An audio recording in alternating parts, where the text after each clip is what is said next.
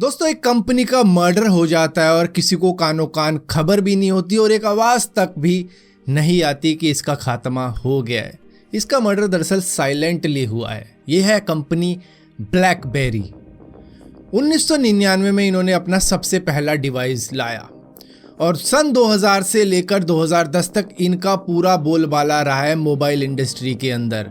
इनके जो कस्टमर थे ना, वो काफ़ी ज़्यादा वीआईपी होते थे। हॉलीवुड बॉलीवुड वाले इनको खरीदा करते थे। और यहीं पर एक और कंपनी थी, नोकिया और ब्लैकबेरी, ये दोनों ही टॉप लेवल की कंपनी थी। ये 10 साल इन्होंने ऐसा राज किया है कि राजा महाराजाओं ने भी क्या राज किया होगा।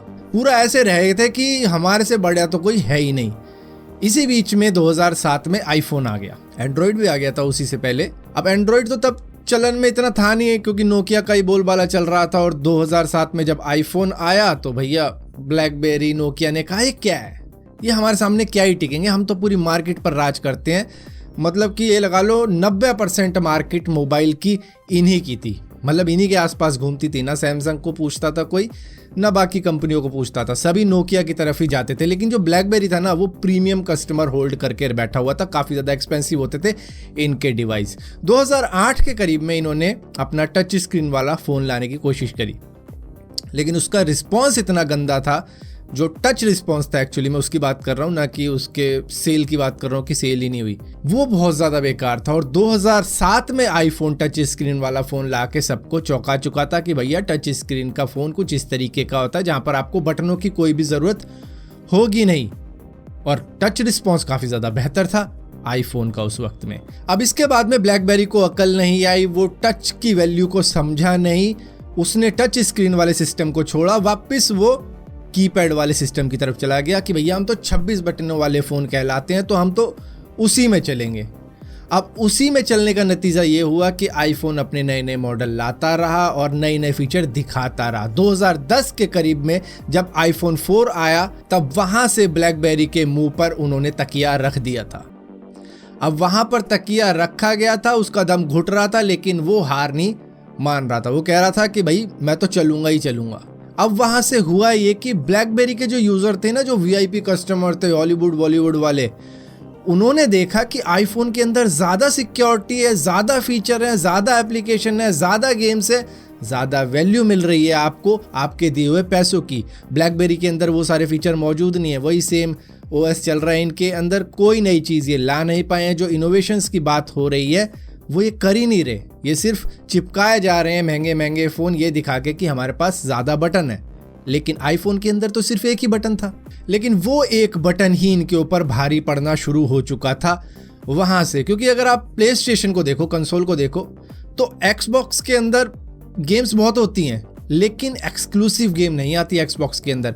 जो गेम एक्सबॉक्स के अंदर आएगी वो आपको विंडोज़ पे भी मिल जाएगी, या फिर जो एक्सबॉक्स के लिए आएगी वो आपको प्ले स्टेशन पे भी मिल जाएगी। लेकिन प्ले स्टेशन की जो गेमें होती थी ना, वो सिर्फ प्ले स्टेशन पे ही खेलने को मिलती थी, वो और कहीं पर मिलेगी भी नहीं आपको खेलने के लिए। तो सोनी उसको एक्सक्लूसिवली अपने ही यूज़र के लिए बनाता था। तो यही काम आईफोन का था कि आईफोन के अंदर जो फीचर मिलेंगे वो उसी के अंदर मिलेंगे और किसी मोबाइल के अंदर नहीं मिलेंगे। लेकिन ब्लैकबेरी वाले फीचर आपको दूसरे मोबाइल के अंदर भी मिल सकते हैं। हाँ भैया, बटन का चक्कर होगा तो भाई बटनों के मामले में तो फिर आप कीबोर्ड ही खरीद लो और कीबोर्ड अपने सर पे मारते रहो, बहुत सारे बटन मिल जाएंगे वहाँ पे। वो बात ब्लैकबेरी को समझ नहीं आ रही थी। ब्लैकबेरी और नोकिया ये दोनों ही इनोवेशंस का मतलब भूल चुके थे। ये समझ नहीं पा रहे थे कि भाई एप्लीकेशन नई नई आए जा रही हैं, गेम्स नई नई आई जा रही हैं, लोगों को कम पैसों में बढ़िया बढ़िया गेमें खेलने को मिल रही हैं, वो भी कौन सी, जो पीसी के ऊपर चलती होंगी। मतलब पीसी वाला लुक आ रहा था उन गेमों में, तो लोगों के हाथ में नई चीज़ मिल रही थी उनको सेम पैसों के अंदर। लेकिन नोकिया अपना वही सिम्बियन ओएस चला रहा था, ब्लैकबेरी अपना वाला ओएस चला रहा था, और दोनों ये छोड़ने को तैयार नहीं थे। लेकिन जब धीरे धीरे अकल आई तो नोकिया ने तो खैर विंडोज़ ओएस पकड़ा, लेकिन वहाँ पर कोई एप्लीकेशन नहीं थी, कोई गेम्स नहीं थी। और ब्लैकबेरी के अंदर तो बुरा हाल था, ब्लैकबेरी के अंदर तो कुछ था ही नहीं एक्चुअली में, गेम्स के मामले में और एप्लीकेशन के मामले में। वो सिर्फ ये दिखाना चाह रहे थे कि हमारे जो कस्टमर हैं वो वीआईपी हैं, वो बिजनेसमैन हैं, बड़े बड़े टाइकून हैं जो कि महंगा फ़ोन अफोर्ड कर सकते हैं। लेकिन आईफोन भी सस्ता नहीं हुआ करता था, वो भी काफ़ी ज़्यादा एक्सपेंसिव था, तो लोगों ने उसको पकड़ लिया क्योंकि उसके अंदर बढ़िया फीचर मिल रहे थे, सिक्योरिटी मिल रही थी और तरह तरह की चीज़ें मिल रही थी। और जो गेम्स होती थी ना, वो एक्चुअली में सबसे पहले iOS के अंदर आती थी बजाय एंड्रॉयड के या फिर किसी और ऑपरेटिंग सिस्टम के। और वहाँ पर जब पहले आती थी तो 2-3 महीने बाद में फिर वो एंड्रॉयड के पास में आती थी। आपने देखा ही होगा, ऐसा सिस्टम बहुत ज़्यादा हुआ करता था। मे बी ये पैसे देते थे उन कंपनीज़ को कि हमारे लिए गेम्स बनाओ और एक्सक्लूसिव कर दो सारी चीज़ों को, ताकि वो हमारी तरफ आए और हमारे ही प्रोडक्ट लें। अब यहाँ पर एंड्रॉयड को एक्सेप्ट करने में ब्लैकबेरी ने काफ़ी ज़्यादा देर कर दी, नोकिया ने भी काफ़ी ज़्यादा देर कर दी, और तब तक ट्रेन छूट चुकी थी। एक जो होती है ना टैग, आइडेंटिटीज़, वो बटनों को छोड़ने को तैयार नहीं कि मैं अपने बटन छोड़ दूं। उनको चाहिए था कि बस हम अपने बटन दिखाते रहें कि 2600, 3000, 4000 कितने भी हों, बटन हमारे दिखने चाहिए। एंड्रॉयड के ऊपर भी आ गई, टच स्क्रीन भी आ गई, तब भी अपने बटन्स लगाए रखे उन्होंने। यहाँ तक कि अगर चलो बटन हटा भी दिए तो स्लाइडर ले आए नीचे से कि भैया स्लाइडर से आप बटन देख लो। और ये जो बटन होते हैं ना, एक्चुअली में ख़राब हो ही जाते हैं, क्योंकि हर मैकेनिकल पार्ट बहुत जल्दी ख़राब हो जाता है। अब अगर एग्जाम्पल के तौर पे अगर आप आईफोन को ही लो, तो उन्होंने भी अपना होम बटन छोड़ा। उनकी भी बहुत ज़्यादा वैल्यू थी कि ये उनकी एक आइडेंटिटी है, उनकी एक पहचान है जिससे कि लोग पहचानते हैं, लेकिन उन्होंने छोड़ दिया कि लोगों का टेस्ट चेंज हो रहा है, उनको बड़ी स्क्रीन चाहिए और स्क्रीन में बेजल्स काफ़ी ज़्यादा जगह घेर रहे हैं, तो उन्होंने उसको छोड़ा। और इसके बाद में अब नॉच का चक्कर चल रहा है, और नॉच भी वो बहुत जल्दी छोड़ देंगे, जिसके बाद में आप देखोगे आईफोन फ्रंट से बेजल लेस ही होगा। लेकिन यहाँ पर ये बातें इन दोनों ही कंपनियों को समझने में काफ़ी ज़्यादा देर लग गई, और ये जो इनकी आइडेंटिटी थी वो छोड़ने में इन्होंने अपनी कंपनियों की ही ऐसी तैसी करवा डाली। अब हालात ये हैं कि जिनके पास में ब्लैकबेरी का फ़ोन है, जिसके अंदर ब्लैकबेरी ओएस ही चल रहा है, उनके लिए वो एक खिलौना बन चुका है। लेकिन एंड्रॉयड वाले जो फ़ोन है ब्लैकबेरी ने निकाले हैं, वो तो खैर चलेंगे ही, क्योंकि उसके अंदर एंड्रॉयड ऑपरेटिंग सिस्टम है। और यहीं पर नोकिया का भी अगर आप देखो ना, अभी भी वो बाज नहीं आ रहा है। अपनी नोकिया की ब्रांडिंग फ्रंट में लगाया जा रहा है, जो कि लोगों को इतना ज़्यादा पसंद आती नहीं है। आजकल फ़ोनों की पहचान एक्चुअली में उनके कैमरों के डिज़ाइन से हो जाती है, उनके बैक पैनल से हो जाती है कि ये फलाना फ़ोन है, ढिमकाना फ़ोन है। जैसे कि आईफोन, लोग पहले अपना एप्पल का लोगो दिखा के बात करते थे फ़ोन पे जब भी बात कर रहे होते थे। आजकल तो फ्रंट पॉकेट की जेब इतनी छोटी करवा लेते हैं कि भाई कैमरे दिखे सामने के।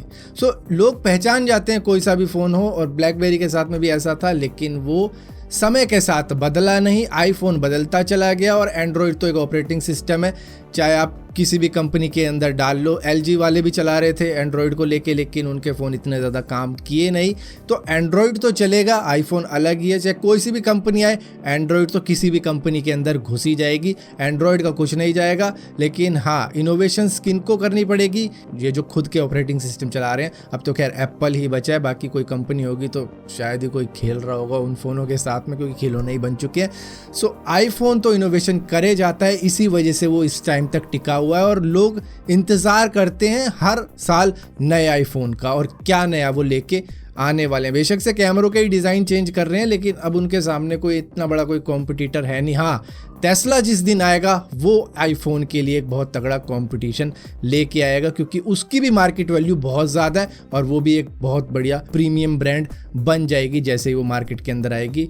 और जब भी आएगी तब पता लगेगा कि आईफोन के साथ में क्या मामला रहेगा उसका। फिलहाल के लिए यही वीडियो थी कि ब्लैकबेरी की एंडिंग किस तरीके की हुई, क्योंकि जो बंदा जिद करता है, जिद्दी रहता है, उनका अंत कुछ इसी तरीके से ही होता है। तो फिलहाल के लिए दोस्तों इस वीडियो के अंदर इतना ही था। अगर ये वीडियो आपको पसंद आती हो तो इस वीडियो को लाइक जरूर करना, शेयर जरूर करना, और इसी तरीके की और भी वीडियो देखने के लिए इस चैनल को सब्सक्राइब जरूर करना। और सब्सक्राइब किया है तो बेल का आइकॉन जरूर दबाना, वरना आपको मालूम नहीं चलेगा मैंने कोई वीडियो डाली भी है।